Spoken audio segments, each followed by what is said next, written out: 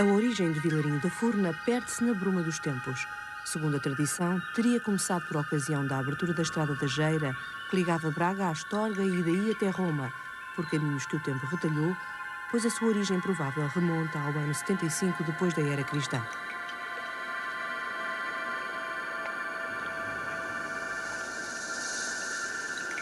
Contaram vozes através dos tempos que um grupo de 7 trabalhadores decidiu fixar-se junto à atual Portela do Campo. Por razões pessoais, desentenderam-se e 4 desses homens abalaram do lugar e assentaram arraiais na margem direita do Rio Homem, no sopé da montanha da Serra Amarela, no lugar onde a natureza exultante prometia vingar.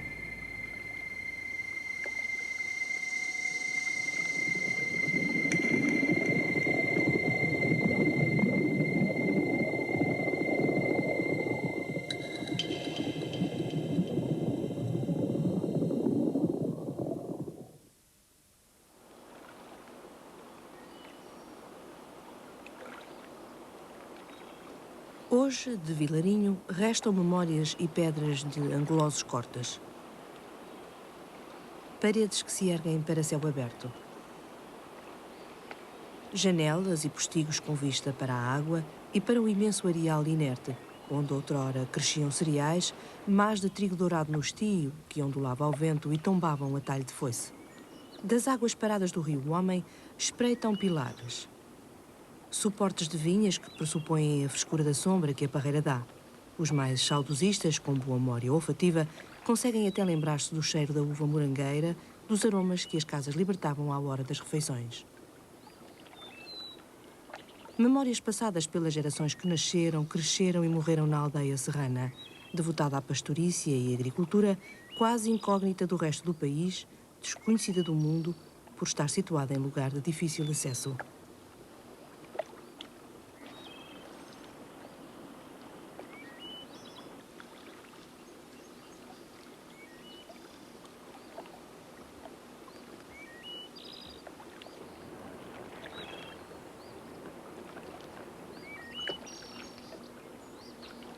A aldeia era constituída por um aglomerado de pedras graníticas alinhadas por entre ruelas, atravessada por um caminho mais antigo que cortava São João do Campo e ia até às povoações raianas da Galiza. Uma aldeia autossuficiente, com escola, templos, espigueiros, corrais, palheiros e moinhos. Uma aldeia com fartura, beneficiando do microclima que permitia o aproveitamento total da terra nas 4 estações do ano.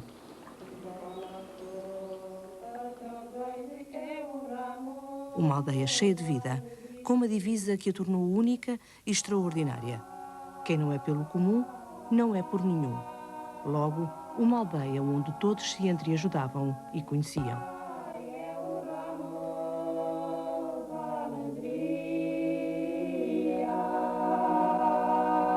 Este ali em cima era uma corte de cabras lá no mesinho de um tal Pinto, chamavam os Pintos.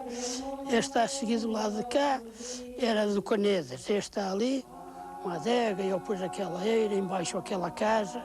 Aqui está com estas pedras bem feitas para cá, era também de Canedas. E por trás era a venda. Havia uma loja, a única loja que lá havia. Depois passado, aqui este era uma casa que era um irmão aqui do Zé herdou. A outra do lado do lá, olha os portais do João Berdego. É. A seguir era a vossa corte dos palheiros. Ou depois era a do Picado. Por trás era do Monel do Outeiro.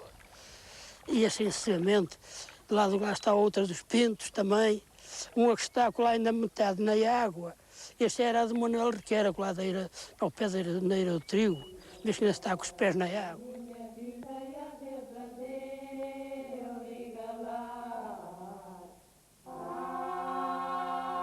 Uma aldeia onde cerca de 60 famílias, algumas ligadas com laços de consanguinidade, aceitavam as normas de orientação do povoado. Leis ditadas por 6 vizinhos, chamados 6 do acordo, eleitos à vez, e um juiz ou zelador que era por eles escolhido para executar o poder legislativo segundo princípios de interesse comum da aldeia. Esses interesses eram debatidos semanalmente às quintas-feiras. De madrugada, depois de soar o toque de um búzio ou de uma buzina de corno de boi, todos acudiam ao chamamento. Disso se recorda João Rodrigues, que ainda hoje guarda religiosamente um velho caderno, onde a junta escrevia uma espécie de ata da reunião e onde escrevia também os nomes dos faltosos e as coimas a pagar.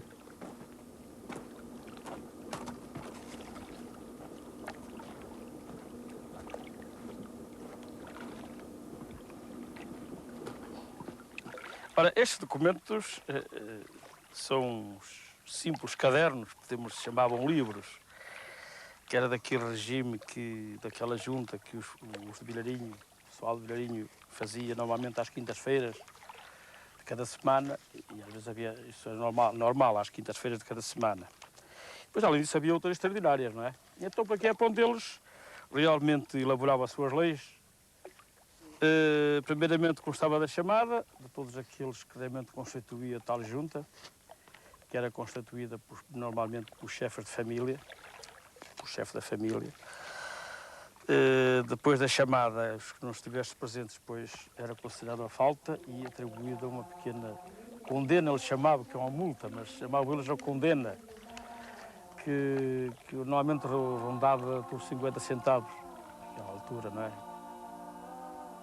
As mulheres eram também chamadas a fazer parte dos seis do acordo, quando, por viuvez, representavam o cabeça de casal de uma família. Esta instituição, que a gente chama a Junta, não é uma instituição pública, não é uma instituição para zelar de interesses públicos. E há muita gente que confundiu isto. Esta instituição é só de famílias, de explorações agropastoris. Porque, até é uma coisa engraçada, o indivíduo só tinha direitos dentro dessa instituição quando se casasse. Mas não era porque se casava. É quando se casava, criava uma unidade de exploração económica. É? Fazia uma casa à parte. E os pais do rapaz ou da rapariga davam-lhe umas cabras, davam-lhe uns carneiros, davam-lhe um gado, davam-lhe um bocado de terra para trabalhar e ele fazia uma economia à parte. Era outra estrutura económica.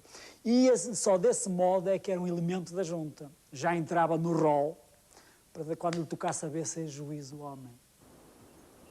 Esta rotatividade democrática e a serenidade como a vida se desenrolava na margem do Rio Homem impressionou Jorge Dias, o professor que, em 1944, em plena Segunda Guerra Mundial, defendeu como tese em Munique, na Alemanha, Vilarinho da Furna, uma aldeia comunitária.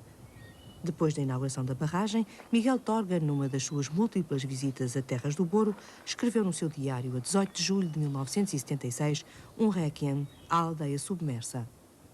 Vilarinho da Furna, sacrificada pelo progresso, deixa-se cobrir por um denso lençol de água que escondeu um passado milenar.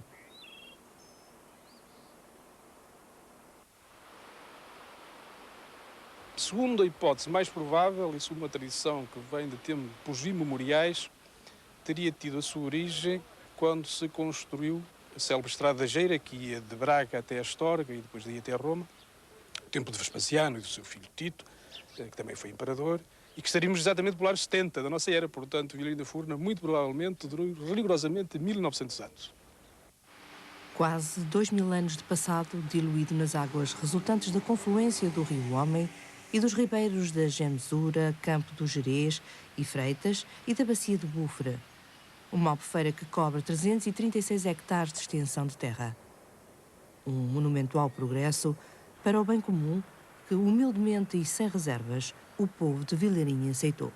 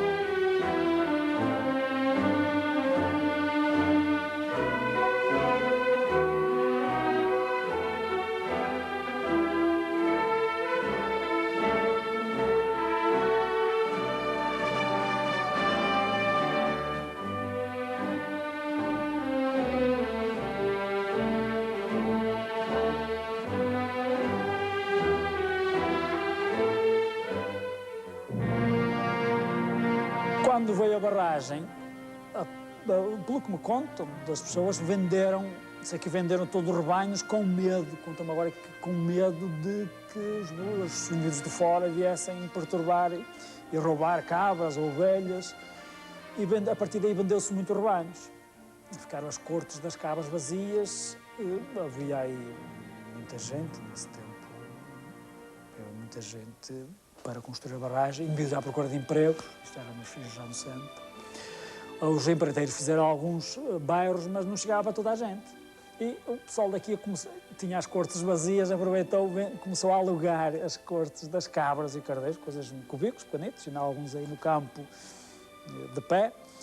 E eram casas de habitação, outros transformavam em lojas, em pequenas, que chamam pequenas pensões, dava a comer a gente lá da barragem, e mudaram então todo aquele sistema que era de construções, aquele espaço das cabras e dos carneiros para um bairro de pessoal mais simples das barragens. E nós começámos-lhe a chamar de barragistas, eram gente diferente, até começámos a observar um bocado a maneira da gente falar. Alguns barragistas ficaram pela obra mais de 3 anos e acabaram por constituir família com quem tinha colocado reservas à sua presença na terra. Houve até quem rezasse para que a obra não chegasse ao fim. Quando estava a construir a barragem, uma barragem tem um arco, e elas acreditavam, mas acreditavam mesmo que a Senhora da Conceição ia impedir que Vilarinho que a barragem se levasse acima. Olha, ela até está a ficar torta, a Senhora vai botar lá abaixo. Tinham essa fé. O caráter inconformista das gentes de Vilarinho, a sua retidão e integridade criaram problemas ao poder. Em 1848, o rei enviou para o Gerês os serviços florestais. Alguns auxiliares dos agrónomos enviados tentaram apropriar-se da terra e isso levou a lutas dramáticas, mas a luta não ficou por aí. Em 1945, o Estado português resolveu plantar Serra de Vilarinho da Furna, Serra, neste caso do Gerês e Serra Amarela, e sem pedir a ordem a ninguém começaram a fazer a plantação. Bom, a gente reuniu-se, contactou com o advogado e pusemos um processo contra o Estado português. Andou por lá uns 20 anos esse processo em tribunal e em 1962, salvo erro, e finalmente o Estado português foi condenado a reconhecer aquele terreno como Vilarinho da Furna. Vai ser por essa altura também que a própria barragem vai ser decidida a construí-la. Isto ó, depois, quando isto começou a manobrar assim, de verdade mesmo, depois quando fizeram aquelas pesquisas lá embaixo, ainda esteve para aí 10 anos ou mais sem começar. Depois começaram a fazer aquela estrada onde tivemos a volta para baixo. Pronto. Quando começaram a fazer aquela estrada, é que a gente começou a marinhar, a perguntar e ver onde é que havia de comprar e como havia de ver. Não havia nada a fazer. Pelo bem público comum, a aldeia teria que ser submersa. Outra qualquer razão despertaria nos fornenses o lado guerreiro de defesa da terra, que alguns dizem pertencer aos seus antepassados búrios, um grupo étnico dos suevos que se instalou entre os rios Homem e Cávado antes da origem da nacionalidade. Mas, acatando o irreversível, os fornenses desmantelaram as suas casas, retiraram todos os seus haveres para se mudarem para outros lugares na região e começarem uma vida nova.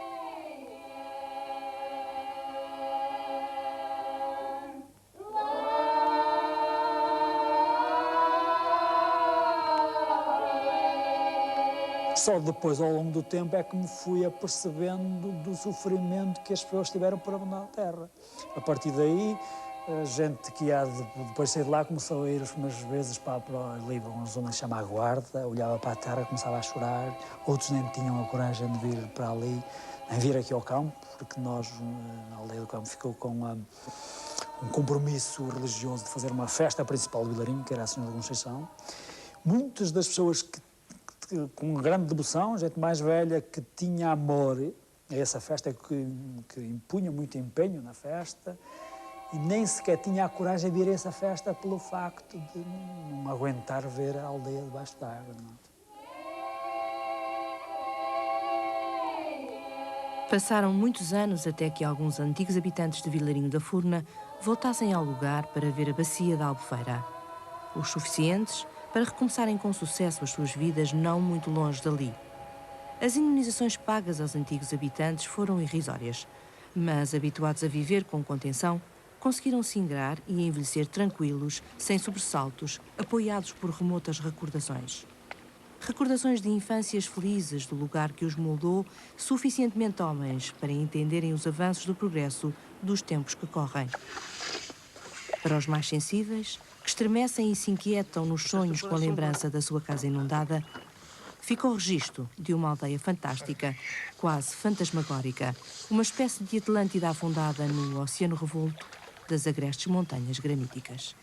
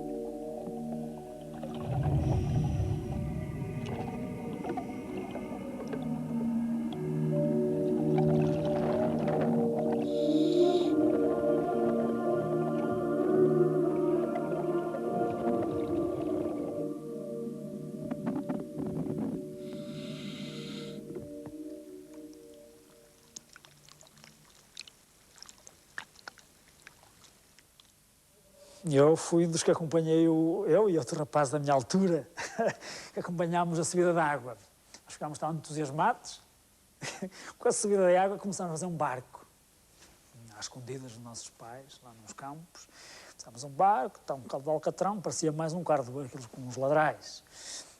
Pusemos-lo na água, aquilo começava a ter água do lado. E depois, imagina, a gente sabia nadar, não é? Trouxemos o barco outra vez para a mar e um senhor acusou-nos aos nossos pais. Foi lá o meu pai, escangalhou-nos o barco todo com uma chave. É uma história engraçada. O peso que a barragem de Vilarinho da Furna tem para o contributo energético nacional não se sabe ao certo.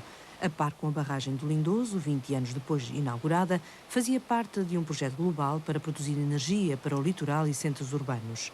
As aldeias próximas da barragem, que sofreram com a sua construção, não beneficiaram com o invento de Thomas Edison. Só muitos anos mais tarde conheceram a luz elétrica. Para alguns habitantes, a força do caudal do rio não justificava semelhante obra. O Rio Homem e o Ribeiro das Furnas, por vezes, mais pareciam um regato.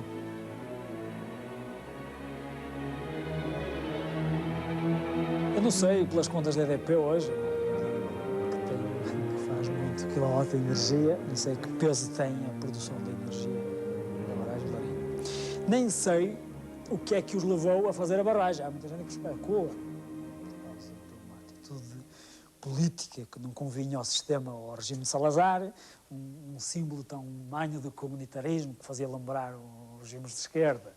Penso que não devia ser esse o motivo que se fez a barragem.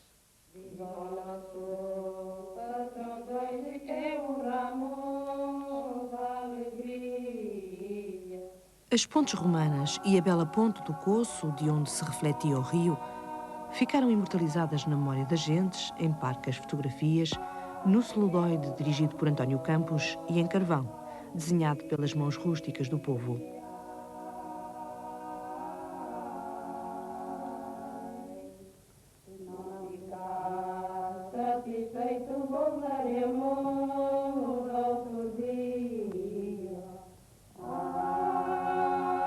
A aldeia pode ser revisitada a partir destes desenhos e outros objetos num museu.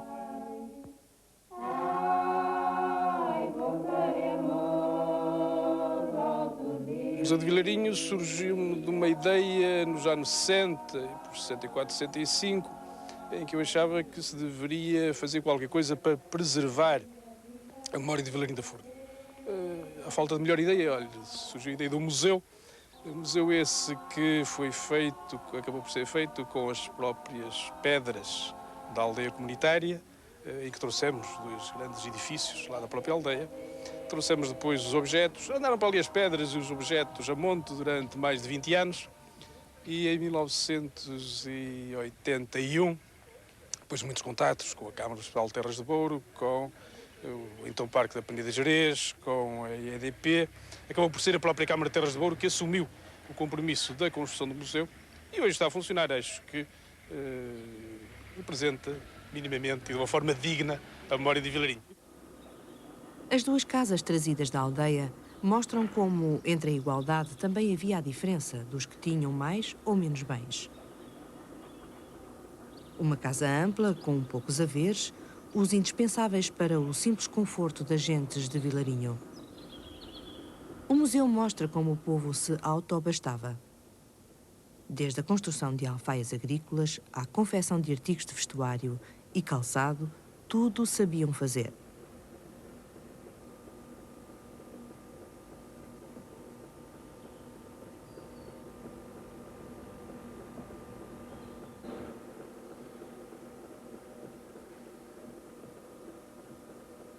Constituíam um mundo à parte. Só para ter dinheiro para comprar o que não produziam, subiam montes e desciam vales até Braga para vender as reses ou produtos agrícolas. A memória de Vilarinho está no museu e no coração de cada um. João Rodrigues fez o seu próprio museu em casa. Um pedaço da aldeia está ali à sua mão, como as fotografias antigas dos pais e da irmã, ao tempo em que o espectro da barragem não lhes atormentava o sono.